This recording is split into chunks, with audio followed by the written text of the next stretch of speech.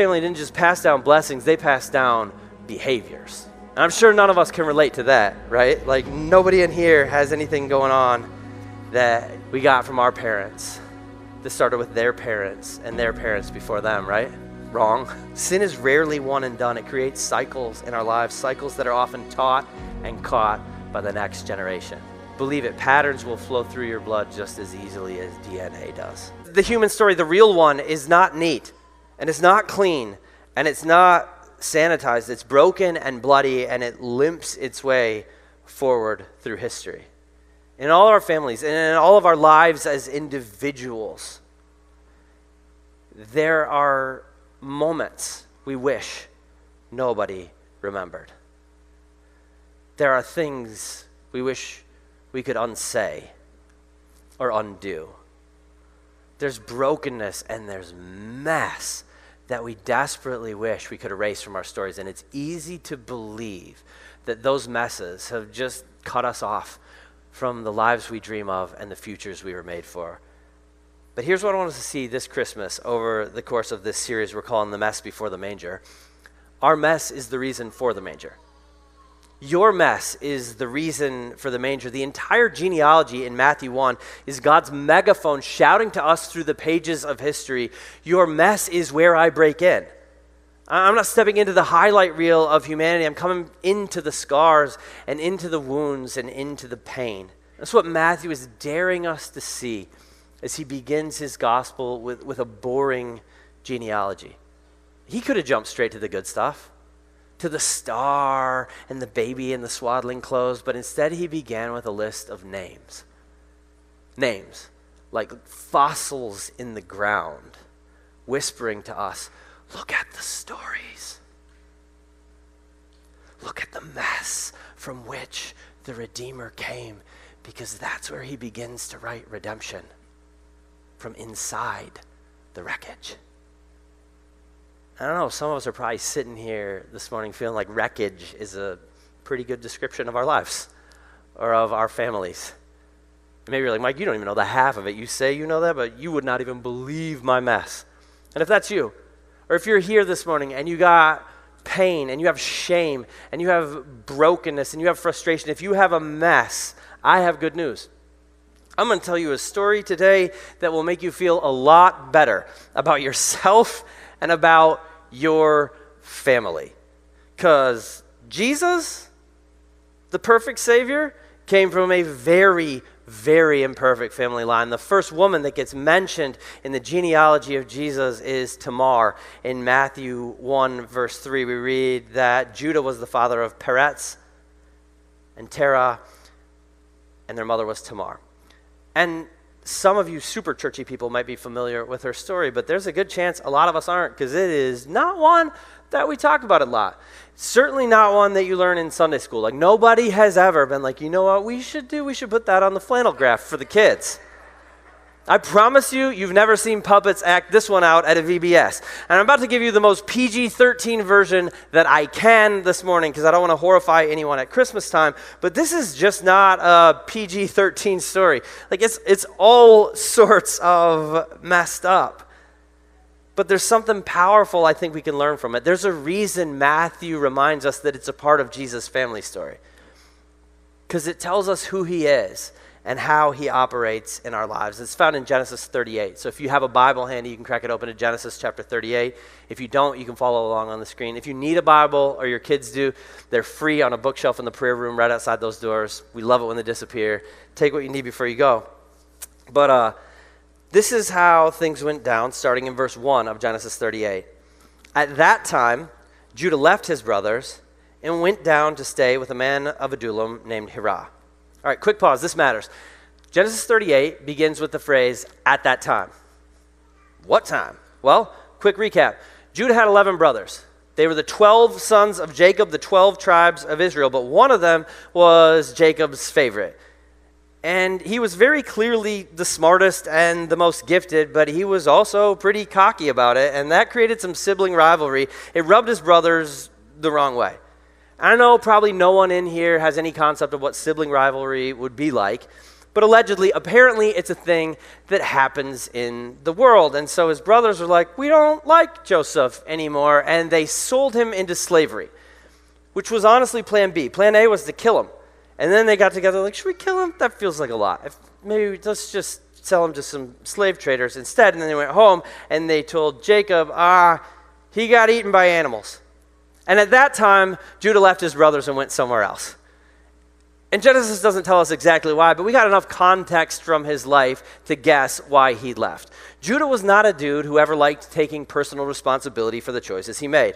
And so he sold his brother into slavery, and then he felt ashamed, like, man, I am kind of a jerk, because he was a jerk. That's a jerk thing to do. But he didn't want to own it, so he's like, you know what? I don't think I would have done that. I think it's their fault.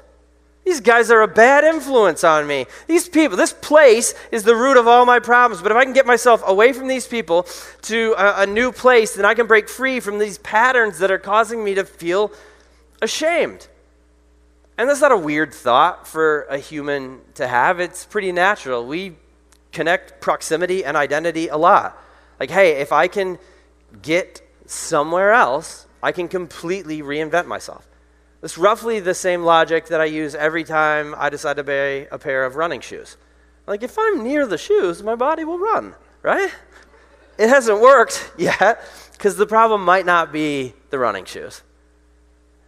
And for us, this isn't to say that the people we surround ourselves with don't matter. They do, quite a bit. But new places and new people don't magically get rid of old patterns. And that's what we see in the life of Judah. He ran away, but he brought all the junk inside him with him, because that's what we tend to do. Like you can walk, you can bail on your problems, but wherever you go, there you are. You bring you with you. Judah brought Judah with him. This is what we read in verse 2. There, Judah met the daughter of a Canaanite man named Shua. He married her and made love to her, and she became pregnant and gave birth to a son who was named Er. She conceived again and gave birth to a son and named him Anan. She gave birth to still another son and named him Shelah. It was at Kezib that she gave birth to him. Judah got a wife for Er, his firstborn, and her name was Tamar. All right, so here's Judah. He's a dude who was selfish, who was willing to bend and break whatever rules there were in order to get what he wanted for himself. That's why he sold his brother into slavery. He's like, I'm sick of this guy. I want more of my dad's attention and more of my dad's affection and, frankly, more of my dad's stuff. So I'm selling Joseph and get him out of the way. And then he goes to Canaan, and he sees a Canaanite woman, and he's like, I want to marry her. Even though God had very clearly and expressly forbid his people from marrying pagan women. But it didn't matter to Judah. That's what he wanted. So he married her, and then they had kids. What could possibly go wrong? Well, but Er, Judah's firstborn, was wicked in the Lord's sight. So the Lord put him to death. Whenever I read this in the Bible, I wonder, how bad of a dude was he? Like, I don't know what he did, but apparently Judah had not earned the death penalty. Judah, who married a Canaanite woman. Judah, who literally human trafficked his brother. Like, he wasn't a bad enough dude to kill. I'm not going to stand up here and pretend I never thought about selling my brother. All right? But I didn't do it. He's over there. Like, that would have been a really bad thing for a human being to do. And Judah's like, I sold my brother, and he didn't get killed. Er must have been a real bad guy, right? And so he's a real bad guy. He gets killed. And then Judah said to Anan, marry your brother's wife and fulfill your duty to her as a brother-in-law to raise up offspring for your brother.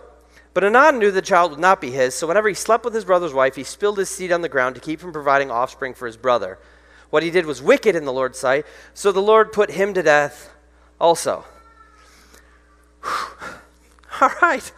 I want to real quick give all of you permission. If Alyssa ever asks you to teach Genesis 38 and revision kids, you can tell her you're sick.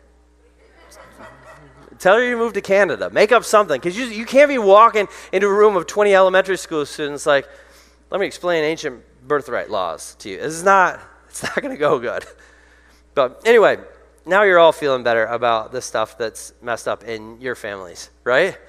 But ancient birthright stuff was really complicated, and here's what's going down.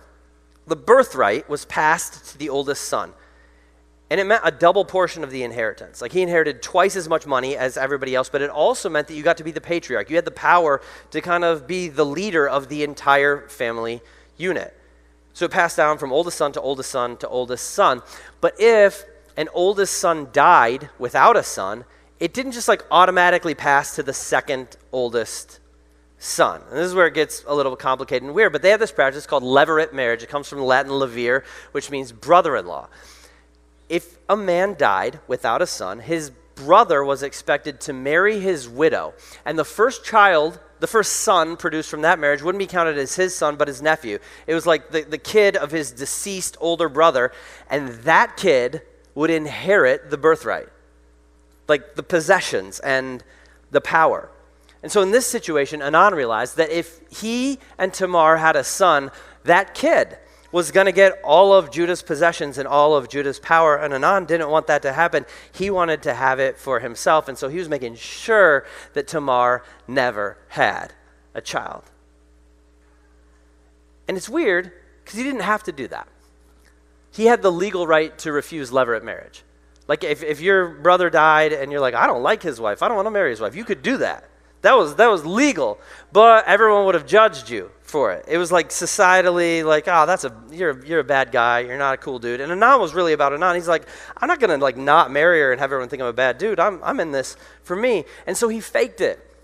He kept up an act publicly, like he was being a good brother, while privately ensuring that nobody was taking his money and his power and his stuff away from him when his dad died. And so he ended up caught in this cycle, this like vicious cycle of selfishness, which led to deception, which led to shame, which led to selfishness, which led to deception. And the problem for Anan is like, this stuff is baked into his bones. It's not like something he invented. This is something he inherited. Like Anan lied to his dad because he wanted possessions and power for himself. Well, let's rewind real quick. Judah lied to his dad Jacob after selling his brother Joseph into slavery because he wanted more of Jacob's possessions and power for himself. Jacob, well, his dad Isaac was on his deathbed, blind and almost passing away, dressed up like his brother Esau, walked in, lied that he was his brother Esau so that he could steal the birthright from his brother Esau and get the power and possessions for himself. Isaac once lied to a group of people because he was worried they were going to steal his wife and his stuff, and he was like, Rebecca, that's my sister. That's creepy. It's creepy to pretend your wife is your sister. Like, where would he even come up with something that weird? From his dad, Abraham, who multiple times were like, oh no, they're going to take my wife and my wealth. Sarah's my sister.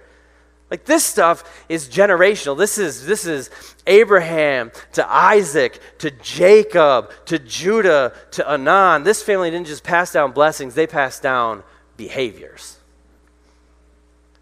And I'm sure none of us can relate to that, right? Like, nobody in here has anything going on that we got from our parents that started with their parents and their parents before them, right? Wrong. Sin is rarely one and done. It creates cycles in our lives, cycles that are often taught and caught by the next generation. Believe it, patterns will flow through your blood just as easily as DNA does.